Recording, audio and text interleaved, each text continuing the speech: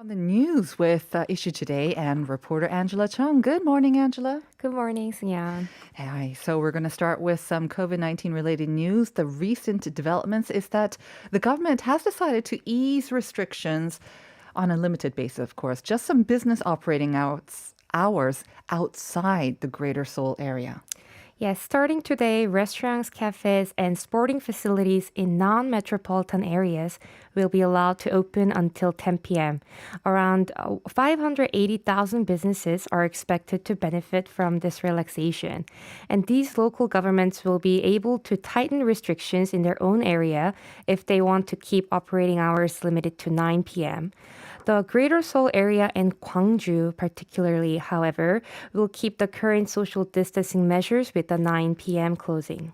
So once again, the Greater Seoul area includes the capital Seoul, the surrounding Gyeonggi province, and Incheon city as well, accounting for more than half, basically, of the national population. But what about the other regulation on gatherings of five or more? Was there an easing on that? So, the other details of the social distancing guidelines, including the ban on the gatherings of five or more people, will remain in place until this Sunday. While easing the restrictions, the government strengthened the punishment for the violation of antivirus steps by such business owners. So, the businesses caught violating restrictions will have operating suspended for 2 weeks immediately. So, like you said, this easing is very limited only to those areas outside of the Greater Seoul area and not including Gwangju as well. I mean, I think we understand that a lot of the infections are still coming from the Greater Seoul area, but Gwangju as well? Yes, I think Gwangju also has been having the increasing number of cases. So, although we all know that more than 70% of the patients are from the Seoul metropolitan area, including a little bit of Gwangju, and the infection risks remain high today, hundreds of small business owners in Seoul plan on demonstrating in protest against this revised guideline. So, the small business owners of PC방, 노래방, bakeries, and cafes in Seoul announced to publicly protest against this new change by objecting to preventive measures and even opening. So, according to the National Small Business Emergency Measures Committee, they think their voices were not heard by the government at all, and they can no longer just obediently follow the government's guideline. So that means they're going to open in protest. I'm not sure if that means actually they'll accept customers. This is what they did last month as well, right? Some businesses? Yeah, some businesses actually let their lights open inside their businesses. They were not accepting any Right. customers. Just a form of protest. Right. So they're emphasizing the preventive measures should be based on the matter of just not only the national economy, but the survival of the citizens. So we did cover how the business hours have been eased to 10 p.m. anyways for those areas outside of the Greater Seoul area and aside from Gwangju. But this is maintained on the five or more, the ban on gatherings, because it seems to show, according to data from the mobile carrier KT anyways, that it has been effective in limiting the spread of COVID-19. Yes, KT studied foot traffic in Seoul over the past year using its telecommunication data and mentions of the keyword corona on social media. And then according to the data, KT concluded the government's social distancing measures were effective, and this was drawn from the fact that 4 days before last year's December 23rd announcement, foot traffic had bounced up, but that short rebound immediately stopped as foot traffic drastically fell from the stricter measure announcement. The number of confirmed cases also started to fall shortly after.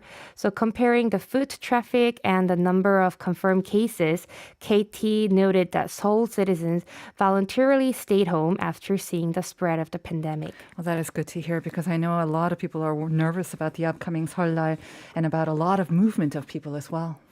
Yeah, well, we still need to be cautious because KT noted it found signs that Seoul citizens were growing tired of the social distancing measures and the ongoing pandemic. So, unlike the first massive outbreak in March and the second in August of last year, the foot traffic decline for the third large scale spread in November was slightly slower than the previous two when people reacted much faster to the increase in confirmed cases. Right. To be honest, I don't think we need data from KT to back this up. I think we can just talk to ourselves and our friends and know that everyone's getting tired. But we're also, I guess, kind of getting used to living in the pandemic as well. We are. This was also reflected on social media since the number of posts including the word corona or COVID-19 had greatly fallen during the third outbreak last winter compared to March or August when reactions were immediate and much larger. What else did the data tell us? The data showed the areas with more visiting populations, such as Chunggu or Jongno-gu, were more likely to have higher confirmed cases as well. Now, during the Lunar New Year holiday, a lot of businesses, of course, will be closed. But one place that will be open on rotating basis, anyways, is hospitals and pharmacies. And I understand Seoul City has prepared some information regarding those. Yes, from the 11th to 14th, which is from this Thursday to Sunday, the Seoul Metropolitan City designated hospitals and pharmacies that will open during this Lunar New Year. A total of 65 emergency medical treatment centers will be available for 24 hours. They include Seoul National University Hospital, Seoul Metropolitan Dongbu Hospital, National Medical Center, and 62 others. And also 971 clinics and medical facilities will provide the necessary services on duty during this holiday. So good to know. Hopefully we won't need to actually visit them. But the pharmacies, they might become more useful. Yes, a total of 2,605 pharmacies in Seoul will stay open during these holidays, and they will be called 휴일 지킴이 약국. So you could always search and find them online. And you can always call at 120 or 119 for these information, or check out websites by going on Seoul Metropolitan City official website, or 25 district websites, or even National Emergency Medical Center website at e-gen.or.kr.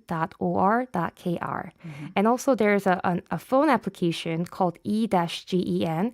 So for the emergency medical information, you can go on the app and then find which ones are open around you. And the city will run 25 screening stations at district health centers. And last but not least, for basic medications and first aid, you can always visit the convenience stores around you that will stay open within Seoul. Good old convenience stores. They have everything. All right. Well, thank you very much, Angela. I will see you next week. Yes. Bye-bye. Bye-bye.